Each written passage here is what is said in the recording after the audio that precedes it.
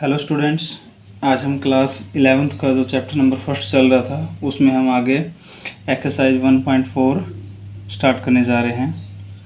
तो चलिए देखते हैं क्वेश्चन नंबर फर्स्ट। इसमें क्या दिया हुआ है, फाइंड द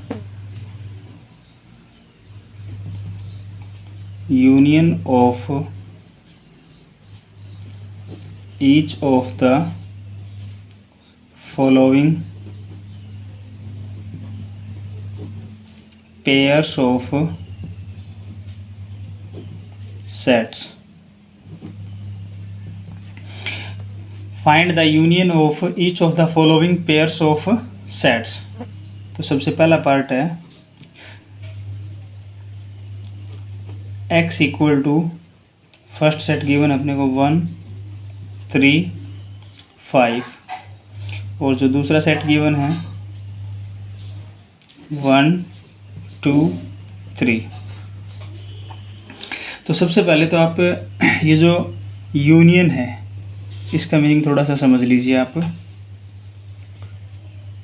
कोई भी एग्जाम्पल उठा लेते हैं हम।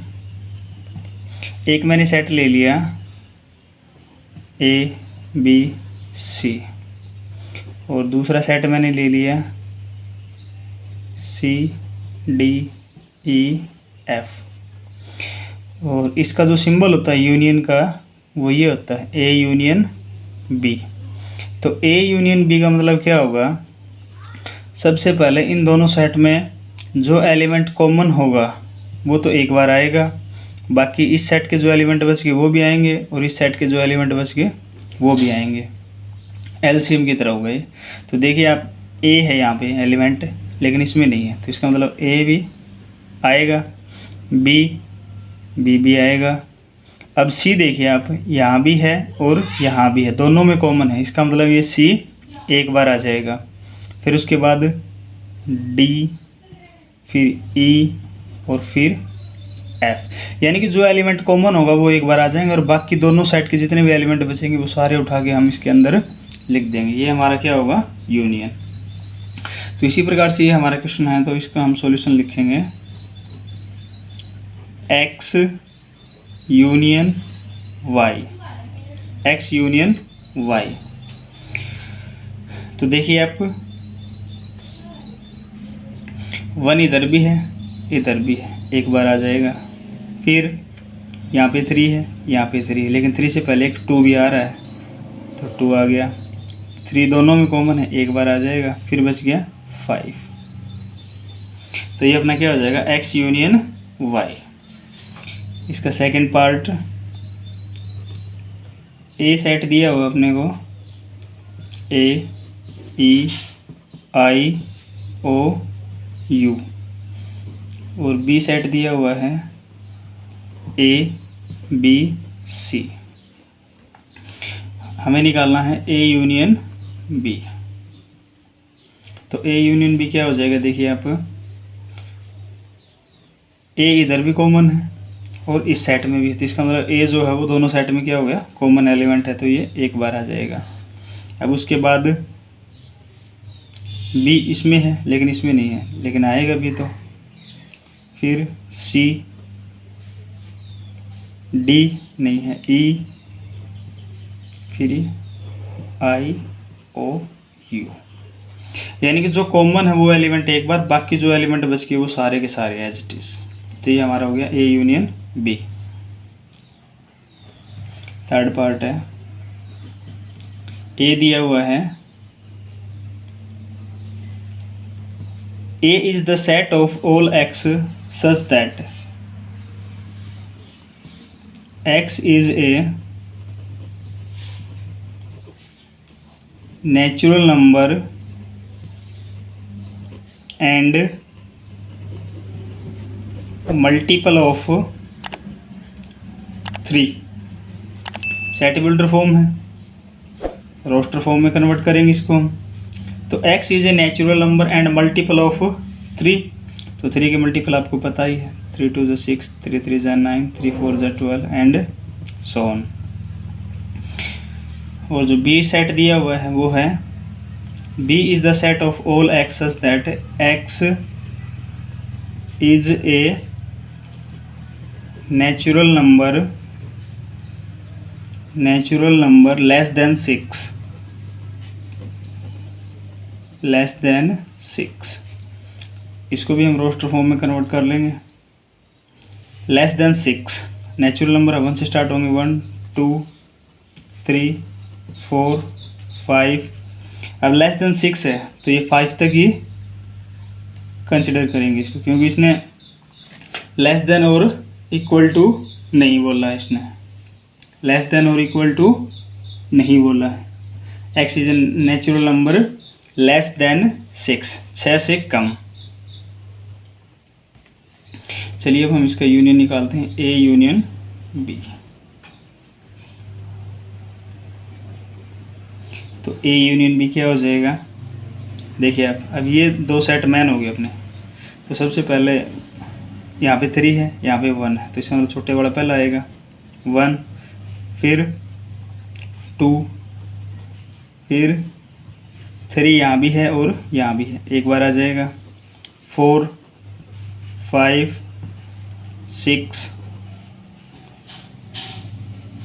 6 के बाद ये तो 5 हो गया, 5 तक हो गया, फिर 6, फिर 9 और फिर 12, और ये इसके बाद ये ऐसे चलता रहेगा 6 9 12। तो देखिए अब इसको एक दूसरे तरीके से भी हम लिख सकते हैं कि जो ए यूनियन बी है वो हमारा क्या होगा, अगर इसको ये हमारा रोस्टर फॉर्म में, अगर इसको सेट बिल्डर फॉर्म में लिखेंगे तो, क्योंकि हमारा क्वेश्चन किस में था, सेट बिल्डर में था। तो A union B is the set of all x such that x equal to, तो एक्स इक्वल टू क्या क्या हो रहा है, 1 2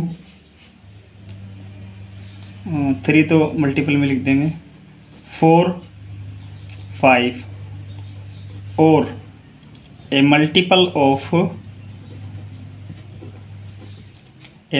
ऑफ 3।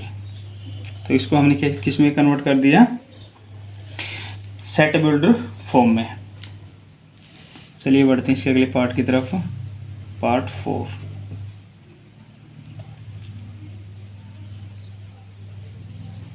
सेट ए दिया हुआ है all x such that x is a natural number and, और जो x है वो लेस देन इक्वल टू 6 है और ग्रेटर देन 1 है। तो मैं यहीं पे लिख देता हूँ। तो ये सेट हमारा क्या बन जाएगा, देखिए आप, A is the set of all x such that x is a natural number है एंड, और इस कंडीशन को फॉलो कर रहा हो तो 1 से तो बड़ा 2 3 4 5 और 6 से छोटा या 6 के बराबर। बी सेट है, B is the set of all x such that x is a natural number and x is less than 10 greater than 6। तो ये सेट क्या हो जाएगा, 6 से तो बड़ा, 6 इसमें शामिल नहीं होगा क्योंकि इक्वल टू का साइन नहीं है, 7 8 9 और 10 भी शामिल नहीं होगा। अब हमें चाहिए क्या, ए यूनियन बी। तो ए यूनियन बी क्या हो जाएगा, 2 3 4 5 6 7 8 9 7 8 9। ठीक है, अगर हम इसको अपने तरीके से, ये रोस्टर फॉर्म में आ गया तो इसको हम सेट बिल्डर में भी लिख सकते हैं।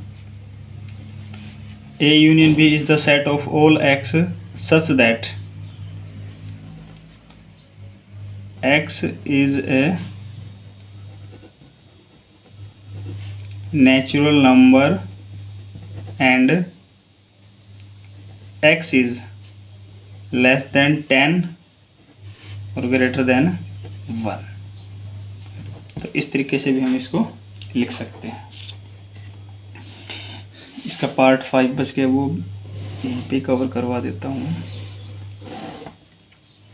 पार्ट 5, तो ए सेट दिया हुआ अपने को 1, 2, 3 और बी सेट दिया हुआ है अपने को क्या 5। हमें निकालना है ए यूनियन बी। अब आप एक चीज़ देखिए, इस सेट के अंदर तो एलिमेंट है, लेकिन इस सेट के अंदर कोई भी एलिमेंट नहीं है, यानी कि बी जो हो अपना क्या है एम्प्टी सेट है, नल सेट है, वॉइड सेट है। तो इन दोनों का कॉमन क्या होगा, यही ए सेट ही होगा। तो इन दोनों का कॉमन क्या हो जाएगा 1, 2, 3। और ये मैंने आपको एक प्रॉपर्टी भी बता रखी थी कि अगर एक बी सेट 5 है, बी सेट अगर 5 है तो ए यूनियन बी किसके इक्वल हो जाएगा, ए हो जाएगा इफ़ बी इक्वल टू 5। ये हमारी एक प्रॉपर्टी भी थी, A union B equal to A if B equal to 5। तो इसी के साथ हमारा जो क्वेश्चन नंबर फर्स्ट था ये कंप्लीट हुआ। चलिए बढ़ते हैं अगले क्वेश्चन की तरफ।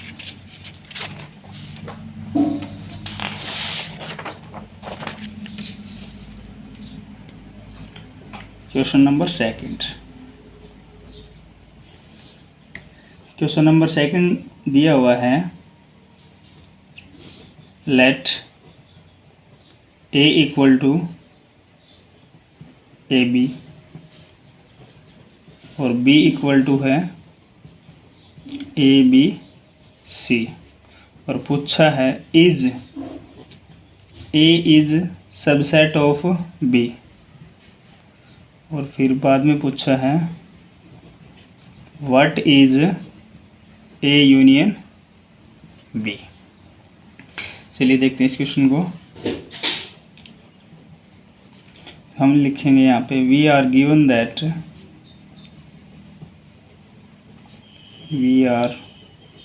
दैट सेट ए है अपने पास ए कोमा बी, और सेट बी दे रखा है अपने को ए बी सी।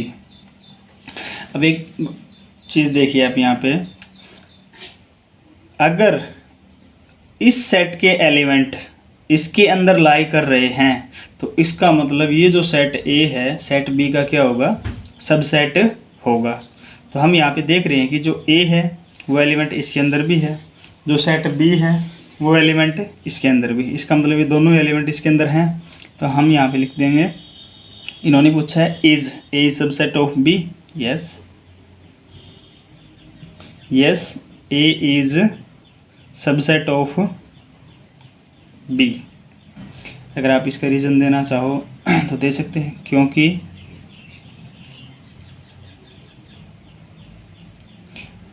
जो ए और बी है, ए और बी हैं ये बिलोंग कर रहे हैं अपने किस में, ए में भी और बी में भी, ठीक है। फिर इन्होंने पूछा है what is A union B. Now A union B, अब ए यूनियन बी, अब आपको थोड़ा सा दिमाग लगाना है।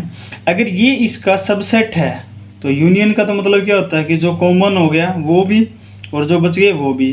अब ये तो पूरा का पूरा सेट ऑलरेडी इसके अंदर है, तो इसका मतलब ए यूनियन बी अपना कंप्लीट क्या हो जाएगा, बी हो जाएगा। तो ए यूनियन बी देखिए आप, यहाँ पे ए है, यहाँ पे ए है, तो एक बार लिख देंगे इसको, यहाँ पे बी है, यहाँ पे बी है, एक बार हो जाएगा, और बच गया सी, वो भी लिख देंगे। तो ए यूनियन बी अपना क्या हो गया, a b c, that is equal to set B. ठीक है बच्चे, चलिए बढ़ते हैं क्वेश्चन नंबर थर्ड की तरफ।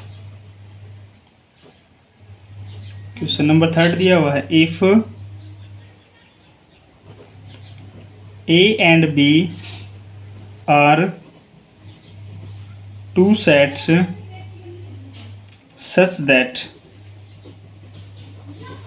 such that A is subset of B then what is A union B. पीछे वाला क्वेश्चन ही हो गया तो सेम बिल्कुल। तो इसके सॉल्यूशन में हम क्या लिख देंगे, वी नो दैट इफ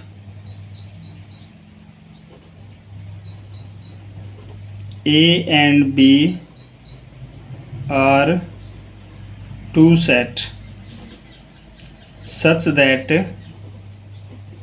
इस प्रकार हैं कि A is the subset of B. If A is the subset of B, then A union B किसके इक्वल होगा, B के इक्वल होगा। इसका एग्जाम्पल आप ये भी दे सकते हैं, अगर A B का सबसेट है तो इन दोनों का यूनियन क्या होगा, बड़े वाला सेट B। अगर A is the subset of B है तो A यूनियन B क्या हो जाएगा अपना, B के इक्वल। ठीक है बच्चे, इसी पार्ट में हम ये क्वेश्चन 3 कवर करेंगे, क्योंकि वीडियो ज़्यादा लेंथी होने के बाद इसको थोड़ा सा एडिट करने में टाइम लगता है। मैं आशा करता हूँ कि आपको जो 3 क्वेश्चन करवाए गए हैं अच्छे से समझ में आ गए होंगे। Thank you.